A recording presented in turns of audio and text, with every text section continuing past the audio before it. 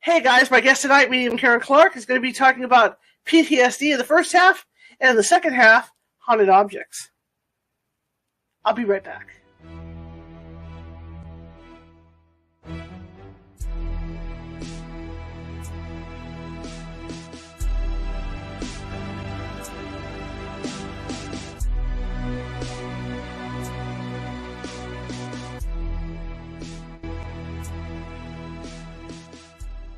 Grab your popcorn and snacks. Find a comfy spot, take a seat or lie down, and let me transport you to a place of fantasy, ghost stories, ancient legends, odd creatures, alien encounters, and other magical topics. You may even decide to join the conversation. From faraway lands to your own backyard, with a small dash of pixie dust. Turn out the lights and open your minds. The journey is about to begin.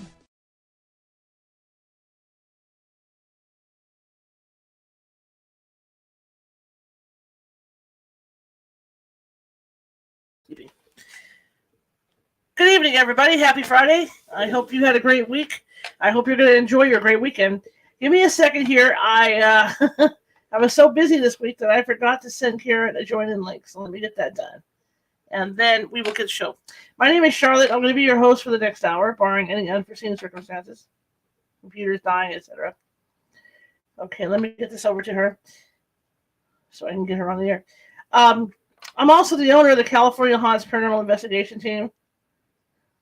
Here we go. There we go. My mistake. Okay. Anyway, I'm also the owner of the California Haunts Paranormal Investigation Team, based out of Sacramento. We are 45 strong up and down the state. Oh, let's see. Okay. I keep going blinkies back there. Good Lord. It's going to be one of those days. Anyway, which means that we can help you from whatever location you're at. It may take us a while to get to you because California is huge. People don't realize how huge it is. We could be our own country, literally. I mean, that's how big we are. So in that case that we can't get you right away, we do have psychics like Caren on staff who can call you and talk to you about what may or may not be going on. And in most cases, they can calm down stuff until we can get out there. And I guarantee we don't get out there, it's usually, the max is usually 3 days before, we get out to a place that's out in the rural. So it's not that big, it's not that long a time. But for you, the client, it would be because of stuff going on. Okay? But we will get out to you. You want to find us, you can find us on YouTube. Under California Haunts, there's 2 pages for that. California Haunts Radio, the Sacramento Seers, which Caren is heading. That is Ceers, as in Greek and Roman times. Okay, Seers. You can also find me on Instagram at GhostyGal. And that's all lowercase. You can find me on YouTube, I believe, at California Haunts. I'm sorry, Twitter, California Haunts. Okay. Twitch, I think we're Cal Haunts, and then TikTok, we're California Haunts. Now, if you want to find our YouTube page, that's youtube.com/@California Haunts Radio. So that's the easy way to find that. That being said, here comes where I pitch you guys. If you're watching from Facebook tonight and you like what you see here, and you haven't done so already, please hit that follow button. Also, share it. Share it around. We're trying to get the word out. The more people that see this, it's just a good thing, right? Just to get followers and stuff. Also, along that line with the Facebook and YouTube, because on YouTube, if you haven't subscribed yet, please do so if you like what you see here. There's 800 and some change of videos sitting over at YouTube. And if you go in there and you try to look at them all at once, it'll drive you nuts. So I've been putting things into categories. So, like, if you want to see things on ghosts or alien abductions and things like that, you can find a folder for that and just go in and you can find which guest that you want to hear for that particular section. Just like Nancy Matz has her own folder for you guys that like Nancy's work. Was it Tuesday? We did live readings here, so you might want to check those out. But yeah, same thing. I would love it if you guys would share these videos, especially if you're on YouTube. With somebody, especially if you came over from TikTok to watch YouTube today. To share. We're just trying to get the word out about this stuff. And also subscribe. I mean, I'm 240 away from 1,000 subscribers right now over on YouTube. Let's hit it. And I want to thank everybody from the RSS feeds, which is iHeartRadio and those places. We're up, we got 94 subscribers, which jumped. We had a huge jump. We had like a 75% jump in subscriptions. And I have you guys to thank. And hopefully that keeps up because I'm really excited about it. Really excited. Okay, that being said, Be sure to, if you're in the chat room today, be sure to throw out some comments. Show me some love, some thumbs up, some smiley faces. And because what that does is the FYP, that's the mother. That's the mothership for Facebook and for YouTube. It works the same way over YouTube. The more you guys comment, the more you guys leave thumbs up, the more you share, the higher up the computers at YouTube and Facebook will put us out there. And that means we go out to more people. They'll distribute us, right? Yeah, everything works the same. TikTok, same way. So does Instagram. It all works the same. But with this show, we're primarily focused on YouTube, Facebook, TikTok, Twitter, and Twitch. And, oh yes, California Haunts over at the Meetup. So, yeah, so please be, again, you don't have to leave stuff. It's not mandatory, but if you like what you see in here today, please be sure to show us some love, a thumbs up on both YouTube and Facebook, depending where you're watching from, and comment in the chat room. Okay, that being said, Caren Clarke is a medium who has been with my team. Probably, I've been doing ghost hunting for 18 years. Okay, and I got a note here. Let's see who it is. Caren. All right, so I've been doing ghost hunting for 18 years, and 15 of those years have been, actually, I'm going to say, no, I'll take it back. 17 of those years have been with my own team. And I'm happy to say a lot of the people that started with me in the beginning are still with me on this team, my paranormal team. Caren Clarke is one of those people. I ran into her, I think, 2 years into running my own team, and she's never left. She's been on this team ever since.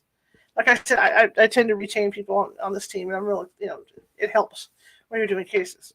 So I trust Karen's judgment and her readings a lot. She's an excellent medium, and I've seen a lot of stuff with her. I've seen, that whole like Whoopi Goldberg with stuff with people jumping into her and stuff. I've seen Caren do that kind of work.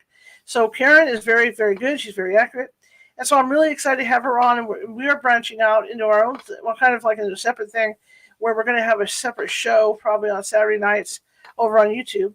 And I'm gearing up to hit that 3,000 follower mark on TikTok as well, because that means I can start doing shows over there. And what happens is that when I hit that mark, they have software where they can also watch from YouTube here. Okay? Or from, not YouTube, but directly from TikTok. So that'll be really nice when I hit that. I got a ways to go, but it'll get there. Anyway, welcome everybody. We're going to have some different topics tonight. We're going to be talking about PTSD. And I've got a lot of experiences with PTSD. I'm not a doctor. Caren is not a doctor. She's a retired LVN. Okay, so she is a nurse. But we'll just get that out front that Karen's not a doctor either. But we're going to be talking about PTSD, and then that'll be for the first half hour. And then the last half hour, we're going to be talking about objects and haunted objects, and why are there haunted objects? What makes them retain that particular energy? Okay, to be said haunted, like Robert the Doll and things like that. So we're going to be talking about that. Anyway, let me bring Caren in, get this show on the road, and let's talk about some PTSD.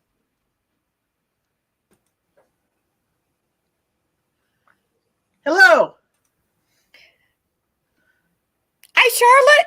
How are you doing? I'm doing okay. Happy Veterans Day out there to all that have served. Absolutely. The show is very fitting today because all the veterans and military that have served in our country, a lot of them do have PTSD. Yes, they do. Actually, I had a cousin that had it really, really, really bad when he got back from Vietnam. So yeah, they do, and it's sad. But I mean, when I think when you're bombarded with that type of energy, plus the bombs going off, machine guns going off, you're bound to have lasting emotions from that, right? I mean, you're watching. Oh yeah. It's like my ghost team. It's like we go on a ghost hunt, and then all of a sudden it's like one of those horror movies where you guys start dropping off one at a time, and then it gets scary. And then the next ghost hunt I go on, I'm scared to go because I'm afraid they're going to get me or they're going to get somebody else again. So absolutely. PTSD works in different ways. So tell everybody about PTSD, and we'll go from there. Well, Tonight I'm going to talk on a personal level and less on a medical level because I'm not a medical professional. Right. But on a personal experience, I was diagnosed with complex PTSD about 12 years ago when tragedy hit my life. My sister, Colleen, committed suicide. And within that duration, Michael's mother died. We were very close. I was diagnosed with thank God it was benign, but it was an abnormal tumor. I had major surgery that did not go very well. I lost my cousin Michael. Just a lot of things hit me at once. Mm-hmm. So I did get PTSD. I was professionally helped for it. I had a really, really great psychiatric and psychology team. And I think that it's a lot more common in people than everybody realizes. Mm-hmm. Mm-hmm. I think it is too. I've had my own bouts of PTSD. I still am suffering from that. I was a person. I'm not going to say I was super healthy because was always having pneumonia in the summer. Any time of year. I'm like a magnet for pneumonia. But to me, that was minor. That was minor. Aches and pains with my back. I'm not saying it was minor, but it wasn't anything life threatening. Now, when I ended up being this whole heart failure thing and getting diagnosed with that, that's what gave me the PTSD with doctors. So I'm really literally afraid to go to doctors. I understand that. And it's like every time I go, just even to my main doctor, my GP, I'm thinking something's going to happen with my blood pressure or something's going to go wrong. There's going to be something wrong. And that's the issue too, because this happens with pain management too. I'm so paranoid about going to doctors, even dentists, that my blood pressure will go up because by the time I get there, I'm just totally keyed up, totally on edge. Right. And it's not fun. And it's something I'm trying my best to get over that. I mean, if I could, no matter how many times I go in and they say, "Oh, your heart's doing fine," and all this, I still, it's in the back of my mind that I had to go through all that. And I was on the verge of death, at that point, really close to it. I totally get it. But in your experience, how did you realize that you were having issues with it? Well, when I was younger, Uh-huh.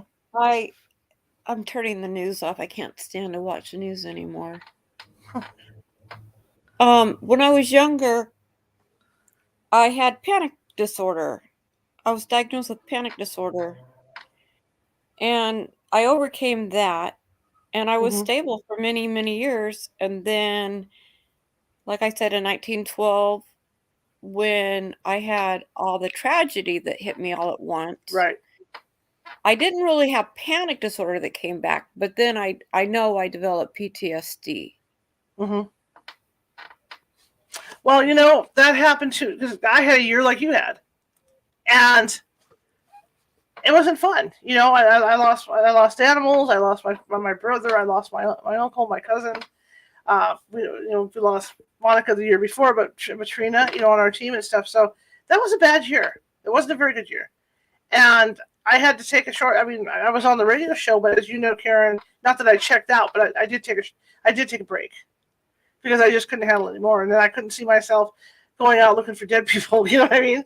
Because it all kind of melded in. And I've done EVP work where my father's voice comes through. When I'm in the field, so I didn't want to hear my brother or anything like that. So, I had to take that break.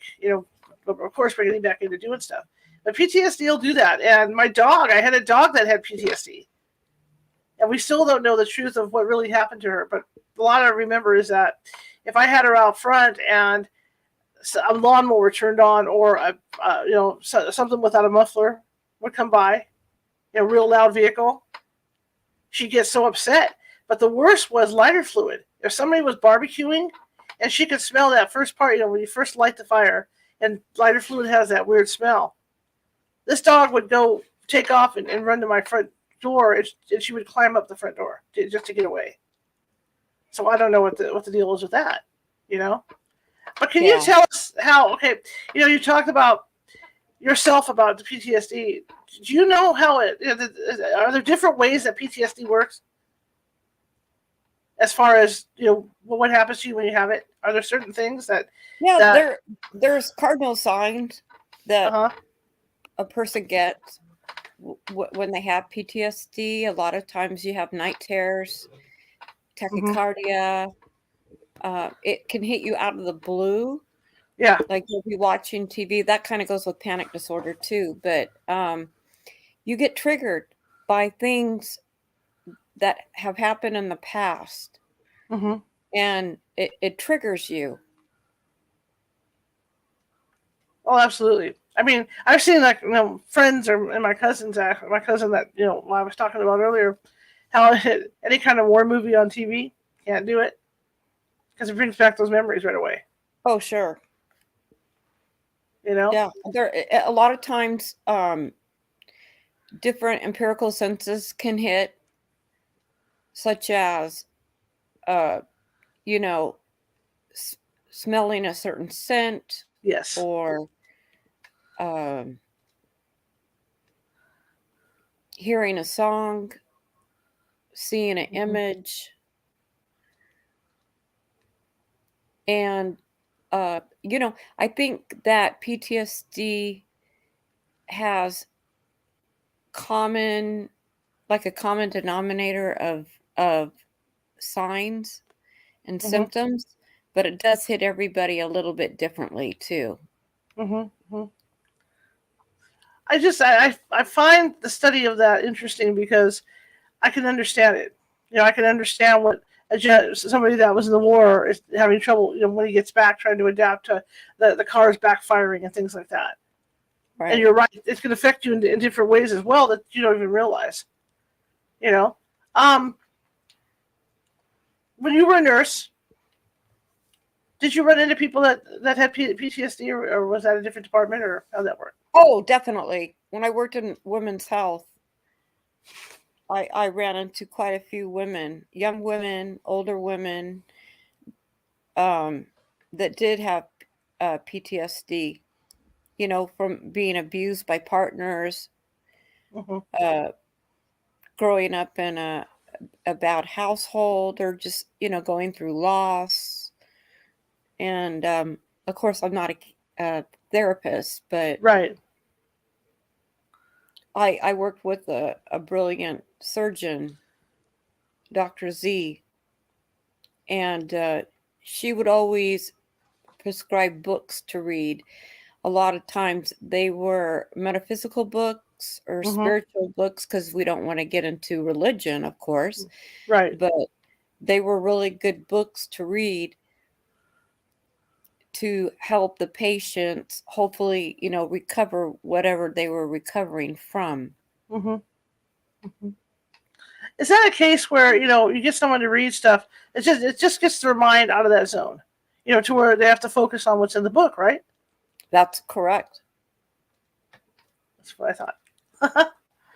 I'm not laughing at PTSD, guys. I'm not. I'm just saying that's what I thought. You know, it's one of those hidden things to that. Hey, guys, my guest tonight, medium Caren Clarke, is going to be on my way. Okay, I got you back. Wrong button, guys, as usual. You got me twice. But anyway, I need bigger buttons. But anyway, the way I was going with this is that it doesn't show. So sometimes it doesn't show up right away, right? I mean, this could be something down the line, like you say, something happened when you were a kid, and then when you're an adult, you know, you see or hear something, and it brings that memory back, right? That's right.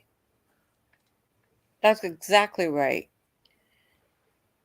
So many things can trigger it off, and I think the key thing is getting the right professional help, getting on medication if need be. And like you've done a lot of shows on meditation can help too. There's a lot of you know, scripts out there for stress, you know, for anti-stress medication. I can say medication, anti-stress, you know, and stuff like that that you can do at home. That's right. And some of the cases, they're already pre-recorded, so you have to do is just play them back on your computer or your phone and just get into that state, for the guided meditations. What is going on today with my voice? With me? I think I'm talking too fast. But yeah, so there's ways to do that. And I've been teaching meditation, for the last 3 months, and I have a regular gal that comes in to meditate, and it's wonderful. It's a wonderful feeling. And when you get done meditating, you'd be surprised how invigorated you feel. And also, meditation is great. Also, the stigma of having PTSD, Mm-hmm. That's one thing that we need to learn how to accept. Mm-hmm. That having PTSD should not be stigmatized. No. It's just sad how many people actually have it. You don't realize it until you start looking stuff up online, and you start reading the stories about it. And it affects a lot of people in the U.S. It does. And I think we discussed this, but highly creative people are prone to get it as well. Mm-hmm. Such as you and I. Yes. Like I say, I admit it. I fully admit that I have it. And I can tell because anytime I go to an appointment, even for my pain medication, my blood pressure is off the charts. Because you have like what they call the white coat syndrome. Yeah, I have the white coat syndrome. With doctors and stuff. So, but I can't help it. It's just what happened. It's what happened. I'm just paranoid about my heart and getting sick again, I guess. Or them it's like the blood test. I'm scared to death they're going to find something on the blood test. So I'm paranoid about that.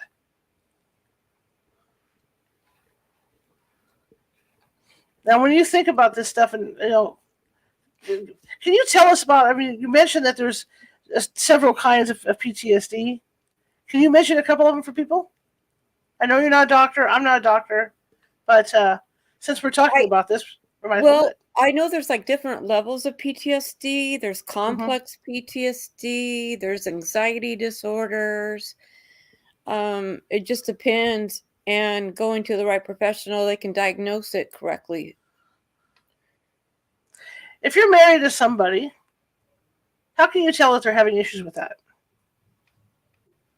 That's a really good question. Because you know them the best, right? Because this is you've been living with them all this time, so you should be able to see changes in their personality or something, right? Right. I would think so. Mm-hmm. Is it hard to diagnose from your experience? I don't know if it's hard to diagnose, but it's something that should not be taken lightly. And one thing that I have an issue with as being a middle-aged woman is that a lot of times doctors, mostly male doctors, will find that they use a woman's age as an excuse why they have a disorder. Oh, you're a middle-aged woman. You're going through the change. Yep. This is going to happen. And a lot of times women are not taken seriously enough. I agree with that. I agree with that 100%. And that's what I've heard too. When, like I said, before I got diagnosed with heart failure, I heard that a lot. I would go in, the nurse practitioner would tell me, she'd say, "Oh no, you're at that age where you're going through the change, so your emotions are going to be up and down, because of your hormones and all this and all that." And I said, "No, I think it's something else. I'm paranoid about doctors." So I never got tested or medicated for it. Mm-hmm. But I'm kind of glad in a way, because the way this whole pain management pill thing goes is that the people this happened to you, right? When you were taking your medication for that, that you were prescribed by a psychiatrist and you were taking pain meds, you suddenly realized you couldn't take both together, because this is what's happening to a lot of people. A lot of people are on, anti-depression pills and all this stuff, but if they're on pain medication, they have to choose one or the other. Yeah. Right. And I think every situation is different. Mm-hmm. It depends on the person's diagnosis, their Mm-hmm. history, their health history. Everything has to be taken into consideration before a doctor writes a care plan and prescribes the necessary medication. Mm-hmm. I think that would be a horrible choice to make. Because you need your pain medication to function. But then again, you also need the Ativan. We'll say the A one. We'll say Ativan, right? So Right. you're an Ativan taker, and you really want to have a level life, brain wise, and that's what the Ativan's for. But to have to take that choice, do I want to have mobility so I can move around, with the pain pill, or do I want to have my mind, calm down with Ativan? And That's I just true. feel so bad. I feel so bad for these people that have to make that choice. I do too. But I'm seeing it more and more, because I hang out. Well, you hang out on those forums too. A lot of the pain pages, on Facebook for pain patients and stuff. And there's so much of that. There's so much of that where they've had to make that choice. Yeah, and a lot of times, with the cost of health care, Mm-hmm. a lot of Mm-hmm. patients don't have the luxury of affording adequate health care. Yep. And that's part of the problem too. Yep. That is part of the problem.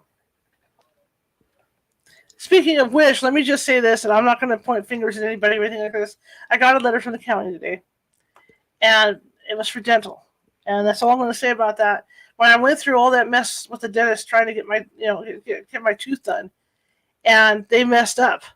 The dentist messed up the X-rays, so they had to be reset back. So that was another delay before I could get work done, and I just kind of got a bad taste in my mouth with the dentist I was assigned to, and whatnot. And as it turned out, I got this letter today from County Health saying that they've added Medi-Cal Dental or something on there. So you have a choice. You can either stay the way it was or go through Medi-Cal Dental because they were having problems with the system. Mm-hmm. And so I find that interesting. I find that it links to what you went through, and all these poor people that have to make that choice. Like you say, if the system's not working, they've got to figure out something to make the system work. Yeah, do we put meat and potatoes on the table, or do we spend that extra money to afford health care for our children? Yeah. Or for our elderly? Yeah, something's got to give. And the other thing I found when I was taking care of my mom and dad, and this was when they were both in their 80s, well, my mom was in the 70s at the time I did. They get to a certain age, and unfortunately, and don't hold me to this, I don't want to get sued by anybody, but I've seen this happening with them where it just seems like all they do is flash that DNR at you, when you're there. Sign this, have her sign this, have her sign the DNR. And it gets to the point where you start thinking that maybe they don't want to take care of the elderly. Maybe it's to that point. They're not going to, they just don't want to put the money and effort into taking care of them because they know that they're gonna go anyway. They're gonna end up Right. weak and stuff anyway. So they just don't That want to put the when I hours work, in or anything like that. that's so true, Charlotte. When I worked in case management as a UMR coordinator at the hospital, Mm-hmm. and we would go to our rounds in the morning, that's before we took care of our patients. Mm-hmm. And a lot of times, you felt that a lot of elderly patients, it was kind of like exactly what you said. Mm-hmm. Mm-hmm. Yeah, that's what I've always gotten out of. Even when my dad would spend time in a recovery home, right? I always had that impression, and it's sad. It's sad that it's come to that. It's really sad. I wish the world was a lot different than what it is. Yeah, me too. So, tell me. I mean, what is it like? I mean, I know what it's like. I know what that is. I know what it's like for me. To have PTSD. With white coat, as you say, to have PTSD. I don't like the dark either, so something happened with that. But what's it like for you if you have an attack? Oh boy. Sometimes you feel like you get really dizzy, and a lot of times your respiration goes up. You get the tachycardia. You feel like the ground is falling out from you.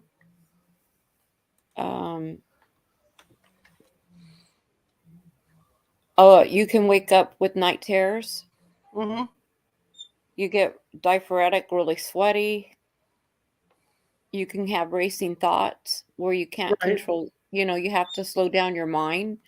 Right. And I think it's worse, like when I go to the doctor, and my blood pressure goes to the moon.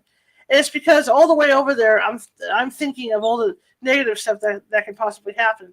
And I think for people with PTSD, it works similar that way. That's why, like Caren says, you get racing thoughts because you start imagining the conversations that you're going to, like I'm imagining, what I'm going to talk to this doctor about. Is there going to be a fight for my pain medication, or isn't it? So by the time I get there, I'm totally wound up. Right. That's really a good way to put it. But there is help for people. I know sometimes it's hard to find that help, but there is help for people. I'm sure. I didn't look up any hotlines today because, well, I'm an idiot. But there's places you can call. What we need is more hope for people to go in the people that are unhoused or people that can't afford health care. We need intervention. Employers, religious organizations, political organizations. We need more help. Yes. In helping those that can't afford it or don't have access to it, don't have access to good doctors or medical care, or lack of family structure, family support. Oh, absolutely. And do you think they're doing those what do they call life funding now, where they're giving people a certain stipend for the month?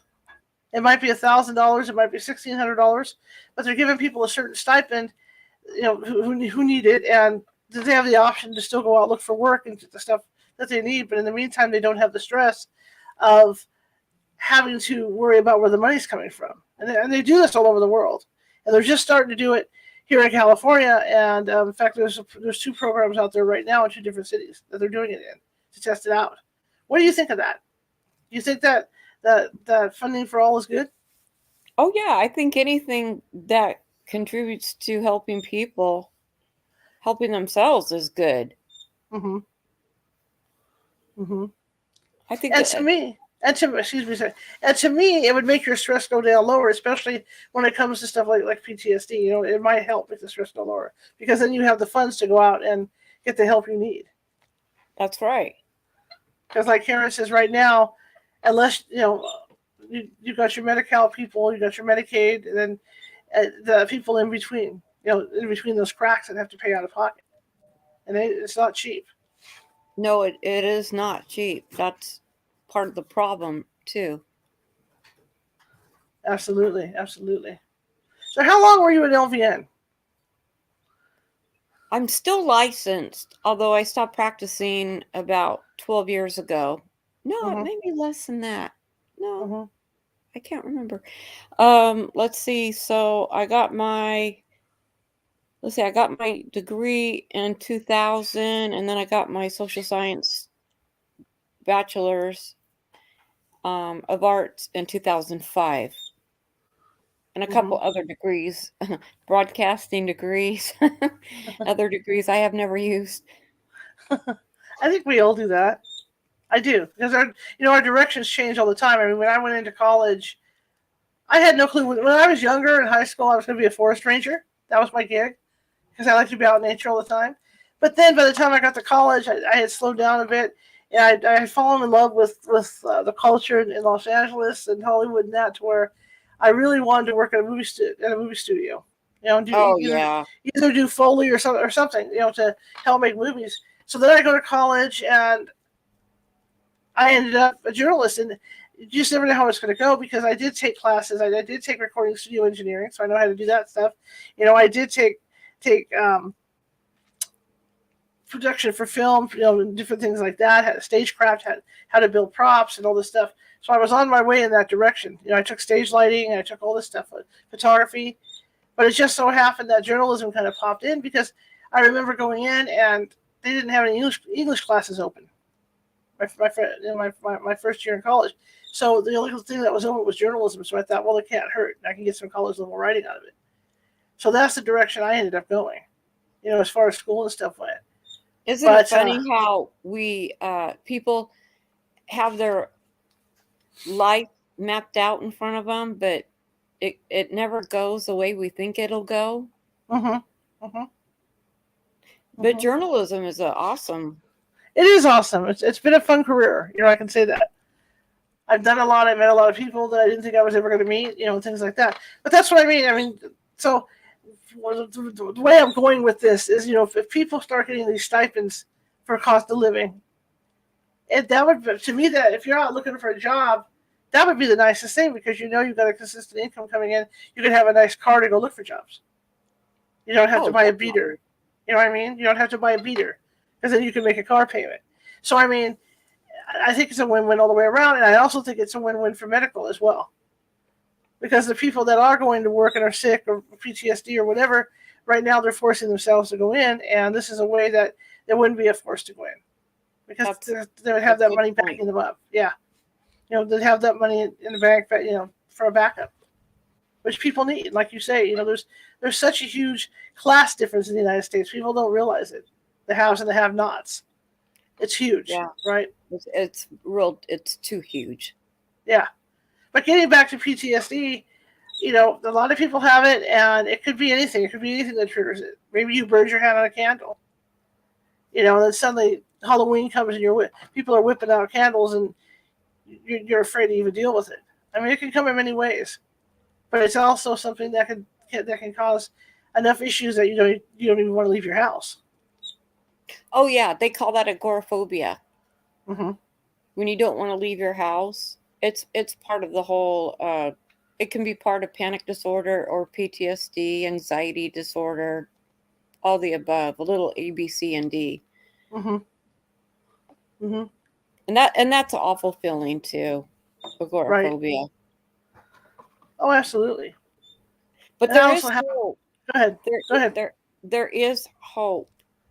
We need to integrate. We need to get more programs out there for people, right, who realize how they can get help. Right. Excuse me, I just swallowed.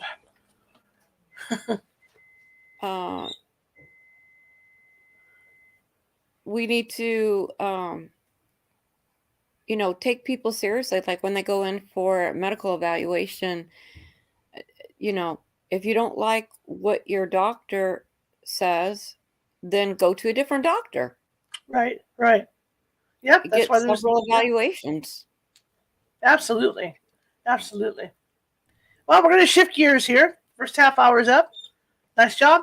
We're going to go ahead and talk about haunted objects, which I'm not okay. Let's clarify that too with this stuff with being investigators and stuff. My good friend Gloria Young, who owned Ghost Trackers Investigations up in the Bay Area. When we were first starting out, and Caren did this too, I put my team through several classes with different ghost hunting teams so that they would understand the equipment and stuff better, and get to know these people. And Gloria Young used to be on the speech circuit, so she went to a local library here, and we went to lecture. And she had a really good point at this lecture. If somebody comes to you that's a paranormal investigator, and they tell you that they're an expert, run. All right? There are no experts in this field because we don't know. That's what we're doing this for, is to go in and collect evidence and study this stuff to see if we can figure out, what's going on. But nobody is an expert. And I remember Gloria saying that, Gloria might have a book out on the paranormal. Somebody else in this field, like me or somebody else in this field, might have a book out about the paranormal. But if you read these books, everybody has a different opinion. Because that's just how this is. And there's nothing to be ashamed about with it. It's just that's how it is. So that's just my little thing. If somebody comes off as a paranormal expert, there's no experts. The only experts are the people that have died, and they've seen it before we have. But haunted objects, and that goes along the lines of haunted buildings as well. I don't know if you guys realize it, but walls, especially wooden walls, can retain energy, whether positive or negative. And my thoughts about objects is that it's the same thing, where an object can retain whatever negative energy happened in that house, or if it's happy energy or whatever. Okay, and that's why you tend to run into haunted objects. Like I'm not going to say Robert the doll because I don't know his history directly, but any object, you have to look at the history. Like when we're out investigating, we have to talk to the client about the history. While you're having trouble every time you have this fake apple in your living room. Is there something going on with this? Were there a lot of arguments around this apple, or this, or that? So that's what we look at as well. Caren, when you run into objects, like haunted objects, what's your view on it? Well, first, I think it's important for anybody that does this kind of work to protect themselves, ground themselves, call in their guardian angels, call in their spirit guides, their God source for protection. Because we don't want anything to rub off on them. But my experience I love psychometry. I remember when I first met Michael, he gave me some gold coins that he got from his bar mitzvah. Mm-hmm. And I did a reading on them, and I picked up that they were given to him by his grandparents. Nice. We used to like to sit out in the backyard and have a brandy, At that time we smoked. And so that was really interesting that I did pick up correctly on the coins that he inherited. I'm trying to think other things. A lot of times, like jewelry. Yes. Like I have a ring from my great grandmother Jessel, and it's very powerful. It's very, very powerful. When I wear it, I feel her with me. Mm-hmm. Now, being a medium, going along with that, and you being a medium, do our loved ones visit us all the time, and are they attached to certain things? Because I know I've got a couple of my mom's hats here. I got my dad's hats here, and I even kept my mom's little collection of tea kettles. So, I mean, is that stuff keeping people here in this realm, or are they able to detach from that and go wherever they're going, and then come back all the time? I think a little bit of both. Mm-hmm. You know what's interesting? A lot of times, like they say about haunted objects, is that they will fall. Mm-hmm. Or like if you walk by them, you might feel like a cold spell or a cold spot. Not a spell, but a spot. Right. And they can oftentimes fall from a shelf trying to get your attention. Or like it could even be a music box that goes off and plays. Mm-hmm. Excuse me. Or a TV will turn off and on its own. Right. And that being said, I've had cases where a TV has turned off and on by itself. It also, at the same time, is turned on to a program that the deceased person likes. Yeah. I've seen that a few times out in the field doing this. It's just really incredible to watch. But objects, like anything else, I mean, there's a lot of emotion. I mean, let's say you had a teddy bear, and you adored this teddy bear, and then when you pass away, your essence, like Caren said, your essence is still somehow attached to this teddy bear. So then one day it's propped up on your kid's bed and starts moving. Kind of like a lot of the stories we heard, about different haunted dolls and stuff. Right. When Michael and I went to Las Vegas, we went to Zach's museum. Mm-hmm. And it was pretty eerie. I mean, there were some objects in there that were really very scary. When you go into a place like that, I know I go through that too. Like the Winchester Mystery House for me. I love that When I went place. through that place, the air was so still. Yes. It was like walking into a mortuary, because mortuaries have that same feeling, that Yeah. the air is really still, and that's what it felt like. It felt like a mortuary in that place. Why, I don't know, but it did. I lived when I grew up in San Jose, I lived fairly close to the Winchester Mystery House, and Mm-hmm. a lot of times we in elementary school we would take field trips there, and as a child I really didn't understand it, but I remember walking through there and just getting chills, just absolute chills. It is it's a bizarre place to walk through.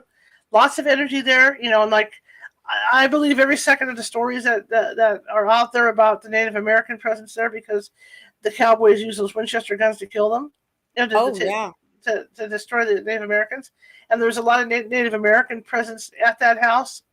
There's also like the workmen that are still that were still building rooms The to keep her construction going. workers. Yeah, it's a bizarre place, because I mean, a lot of a few of the rooms, if you open up a door, you're opening up to the outside. There's no room behind the door, and so if you're not careful and you're not paying attention, boom, you fall right out of the house. Oh yeah, The, and the lady, I forget her first name, but Winchester, she inherited the company from her husband, and I don't know if she was really mentally ill, but she thought that if she could build a house and construct the house in a way where it would lead to different pathways, that it could, she would throw the ghost off or the spirits off. right. I think she was having seance sessions, I because there's a think so. seance room, and I think that's where the message came through. That if Yeah, she I did think this, so. she could keep the demons away, because she felt there Right. was dark energy following her in the house because of those guns and the Yeah. rifles and stuff. It So I kind of think that. reminds me a little bit of the Washoe Club too. Oh my gosh, yes. The Washoe Club has a lot of history, lots like that. You know, um, when you walk in as a psychic and you walk into some place like Winchester, what happens to you? I mean, you get the feelings like right in your face, and it's overwhelming, or do they, because the ghosts will pick and choose who they want to talk to. So is that the case, that you'll be walking through and some ghost will walk over to you? The last time I walked through there, I was with my dad, and I was giving when I worked for Naveen, I was giving flu shots, Mm-hmm. and I had a job out in the Bay Area, so my dad went with me, and we went to the Winchester Mystery House. And when I walked through there, it was like I was transported back in time, Okay, and I that could makes a lot of feel. sense. Yeah, it was really interesting. Okay, and you just said that, cut you off by accident when you said I could feel. What did you feel? Um, I could feel a lot of sadness, Mm-hmm. anxiety. Mm-hmm. When you went into the ballroom, you could feel the happiness of the ballroom. Mm-hmm. It was really interesting to see where she slept, her bed. Mm-hmm. I think that house is interesting in that she took the fortune that she had, and she did do all these nonstop renovations in there, to do stuff.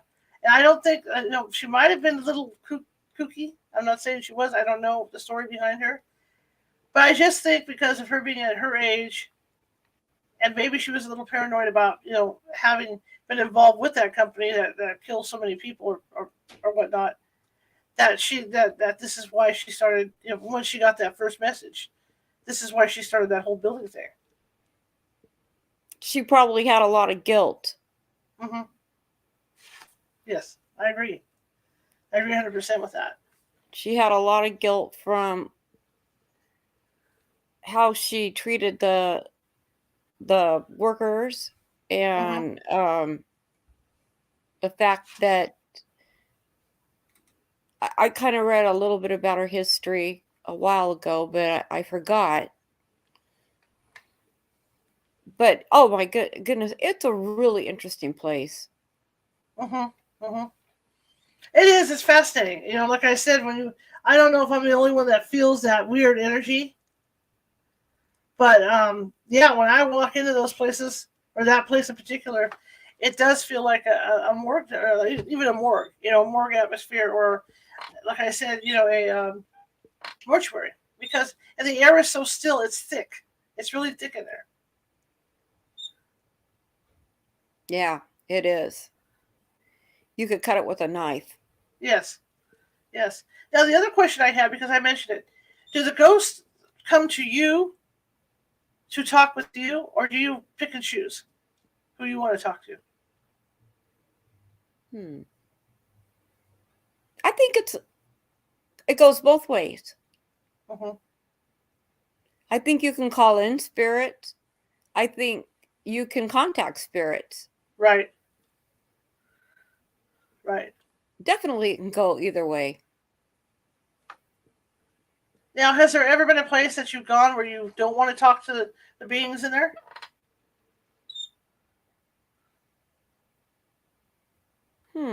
That's a good question. I can't really think of anything right offhand. Mm-hmm. Maybe there's been a couple of graveyards that we visited during Mm-hmm. our investigations where you just want to steer clear Mm-hmm. of the tombstone or where the person's buried. You just want to stay, far, far away Right. because you don't want to disrupt their energy Mm-hmm. or the fact that they're lying at peace. Right. Right. Shifting back to haunted objects now, if somebody gets a hold of something that is deemed haunted, how do they get rid of it? Do you know, or is it just? I sent it to John Zaffis, the haunted collector. But you know, you're at home and you realize that something's haunted. Do you take it back to where you got it from, or is it just a case of just tossing it out, or how do you handle that? I I think I'm trying to think how I handle it. I usually just appreciate the item Mm-hmm. and see what I can get off on the reading, what kind of information comes to me, and Mm-hmm. then I just make sure I put it back where it belongs. Okay.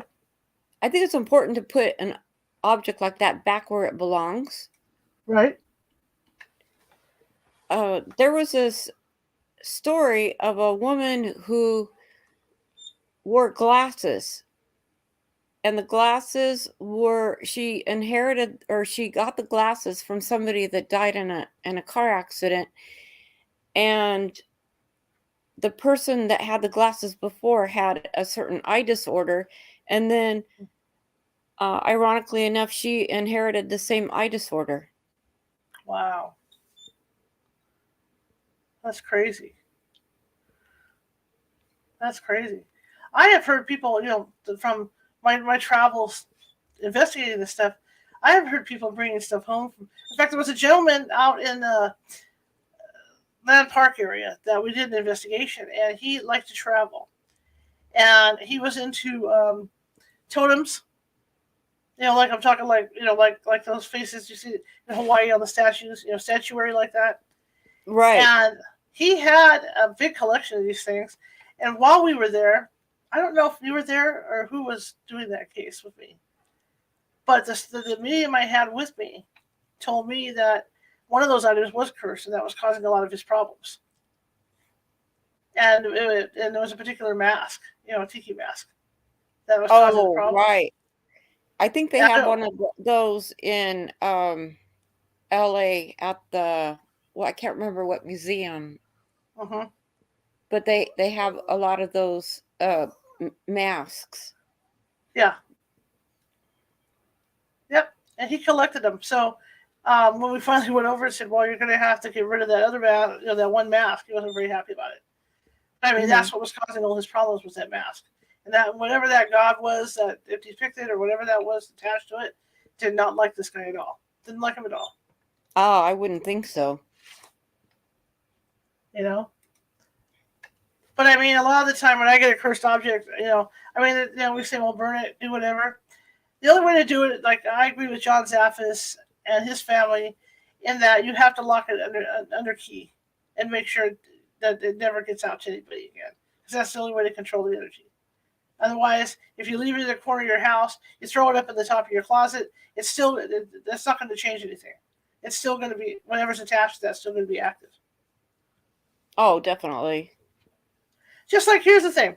If you guys, a lot of people like to go to yard sales out there. I mean, who doesn't? Good cheap deals. If you're at a yard sale and you pick something up, and for some reason it kind of gives you bad vibes, or it just doesn't feel right in your hand, don't buy it. Because 9 times out of 10, there's going to be something attached to it. And it may be something that's negative for you, or it wasn't negative for the homeowner, for the original people that had it. But I mean, go with your gut. If you pick something up and you're looking at something that doesn't feel right in your hand, just walk away. That's right.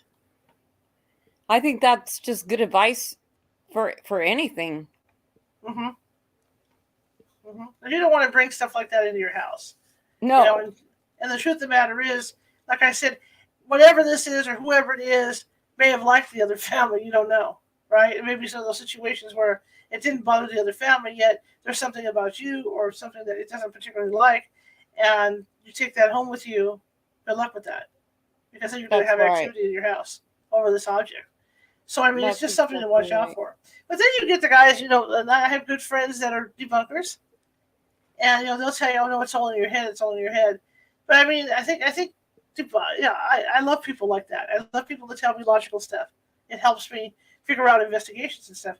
But on the other hand, there are legitimate pieces that can be called haunted. Haunted dolls. The reports like Robert the Doll and a few others. There's stuff like that all over the place. If you go on eBay and you type in haunted objects, you will find thousands and thousands of objects that people are trying to sell that they claim are haunted. No, thank you. And there's actually, people in this population that we live in here in the U.S. who would buy that stuff because they just want to say, "Oh, I have a haunted object in my house." It's all fine and dandy till whatever that is, decides it doesn't like you. And then all of a sudden you got all kinds of crap going on in your house. So, Caren, if somebody has a haunted object, it gets removed by, say, a paranormal team and shipped to John Zaffis, because that's what I do. He can have them. He can have them for his museum, as far as I'm concerned. How do you deal with the family after that? As a psychic, and say, "Look, this thing, whatever this object is, was haunted." How do you get a family to get past the activity that happened? Connected to that object.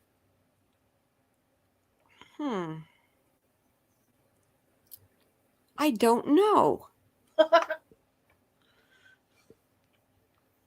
I mean, because a lot of the times when we're on cases, just dealing with ghosts, we tell people, especially if it's been something that hasn't been so nice.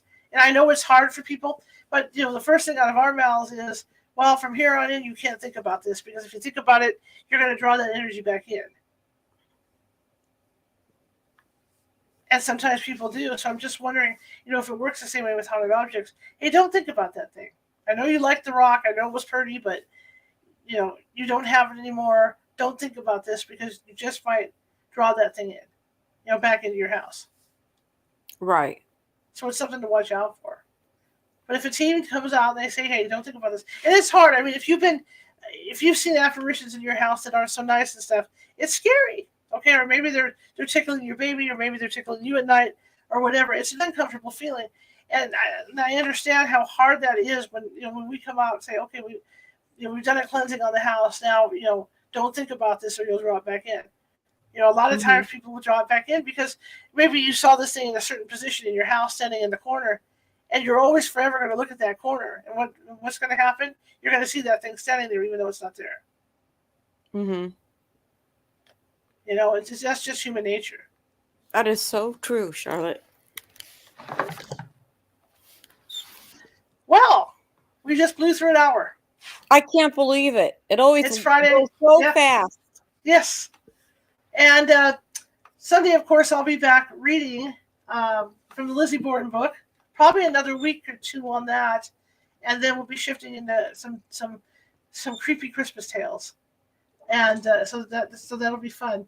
In the meantime, Monday is an open thing as far as an open schedule as far as guests. Where I should have somebody lined up by the end of the weekend. But we got a great full roster. Other than that, there's a great full roster of guests next week. So you guys should tune in.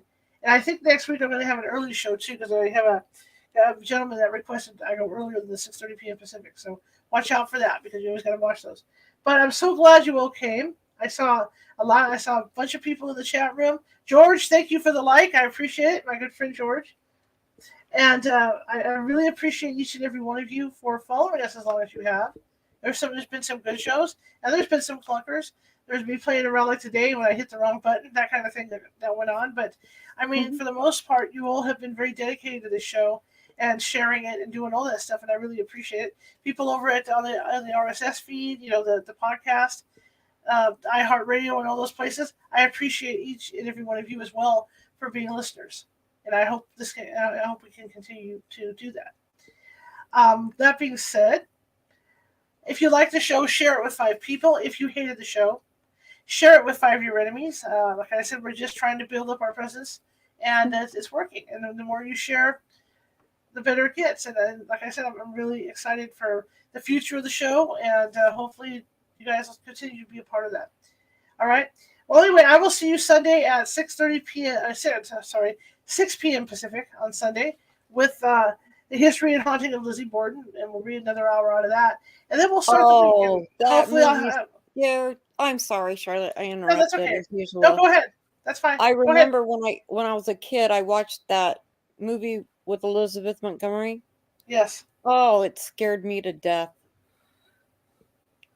Absolutely, she played it so well.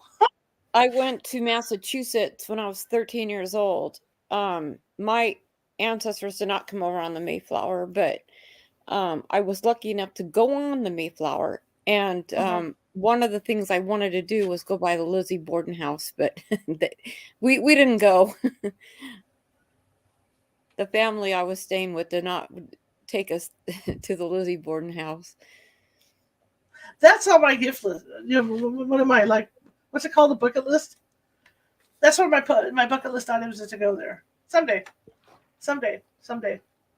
All right, guys, I'm going to let you go, and I want you all to have a great evening and a great weekend. I will see you Sunday at 6 p.m. Pacific, and hopefully I'll have my last booking done, which will be Monday for next week. But thank you all for coming tonight, and I will see you guys tomorrow.